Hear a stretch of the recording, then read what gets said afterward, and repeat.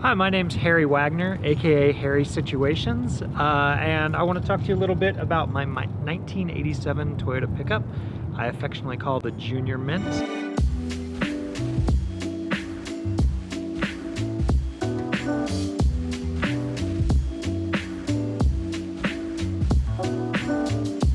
The Junior Mint is made to look like a Forest Service truck. I thought that would be clever. You see a lot of Jeeps that are painted like military vehicles, and people definitely look at it twice, which is what I was going for.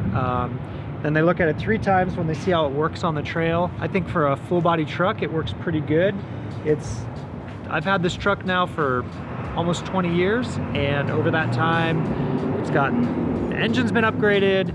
It's got an R series transmission, dual cases that are 23 spline, CV drive lines. It's got Dana 44 in the front and an 8-inch based axle in the back that uses a diamond housing and a Detroit 529s. So the drivetrain's fairly bulletproof, at least for what I do. I'm more of a crawler than a throttle sort of driver. But the great thing about this truck is that you can drive it down the road and it's really comfortable, and then it wheels. I live in Reno, so I wheel the Rubicon, Doozy Ersham, Barrett Lake, Fordyce on a fairly regular basis and air the tires up and drive it home. It's got Deaver springs on it, and I've done a lot of little minor touches over the time.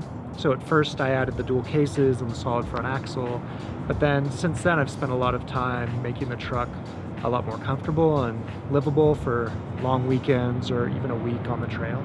Things like in the back, the truck started as a regular cab truck, and the bed now is only 4 feet long because I added the extra cab, and then the bed is knobbed in the back. So originally I just had a spare tire in the bed, and that took up most of the room. Now the tire is standing up, and my friend Matt Stoffergan did some bed organization for me.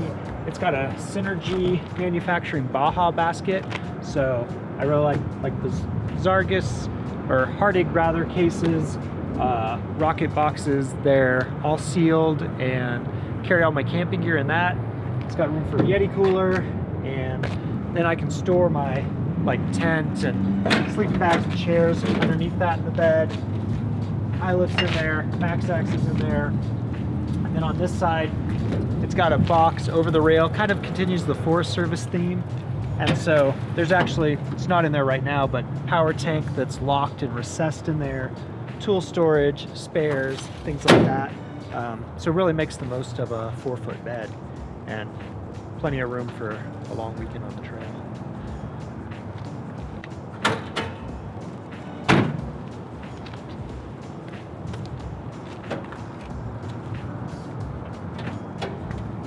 So when I first built this truck, it was before LS swaps. It was even before long fields, which is why it has a Dana 44 front axle. Toyota axles at the time weren't particularly strong. It's got chromoly axle shafts, 300 MU joints, super strong for a Dana 44, which I feel like the diff clearance is really good, which I like, with the 38-inch Maxxis Creepy Crawler tires. And then also, pre-LS swaps or aluminum 4.3 V6 swaps. So it's a 22 RE based engine. This is a factory turbo truck. So in 1986 and 1987, Toyota made factory turbo trucks to offset. Nissan had come out with their V6 engine. Toyota wasn't ready with a V6 yet. They're relatively rare, but they run stronger R series transmissions and the bigger V6 third members in the back, 23 spline transfer cases instead of 21.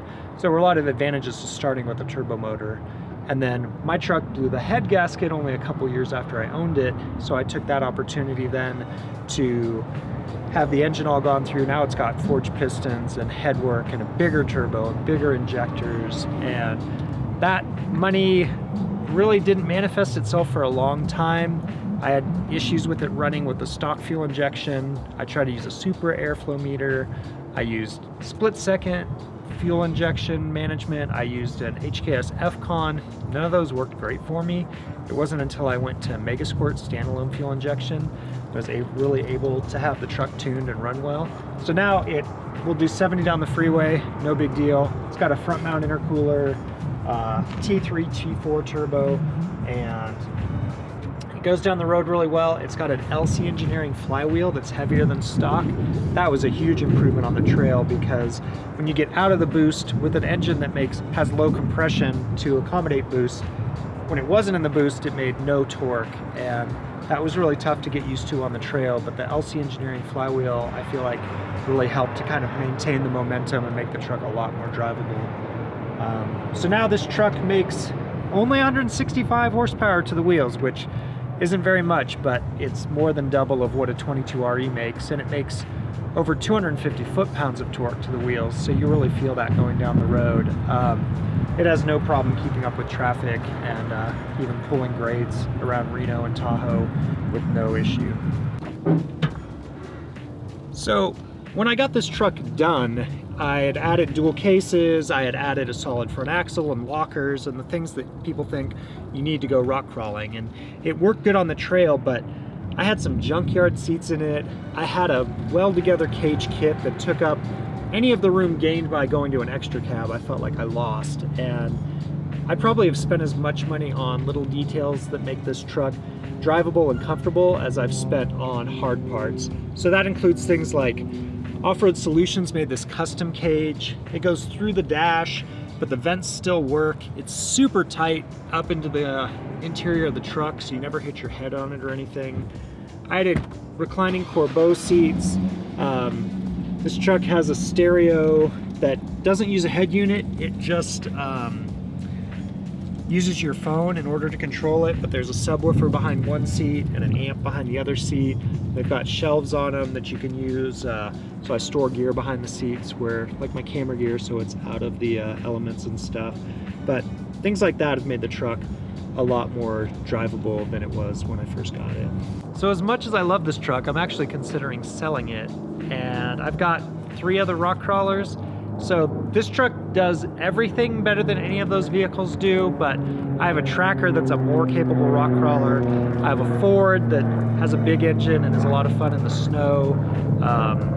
So I'm considering selling it. I'm asking $18,000, which is definitely on the high side for the Toyota pickup market. People are amazed that I would ask that much, but I've got easily double that in this truck, and I think the details really make it stand apart from your standard Toyota build. When you consider things like the exhaust is 3-inch stainless that uses V-band clamps, or the cage is all custom built and goes through the dash, I think things like that, you can say it has a cage, but they're not all created equal, or you can say it has exhaust, but every detail on this truck is just stands above and beyond what you'll find on most Toyota pickups.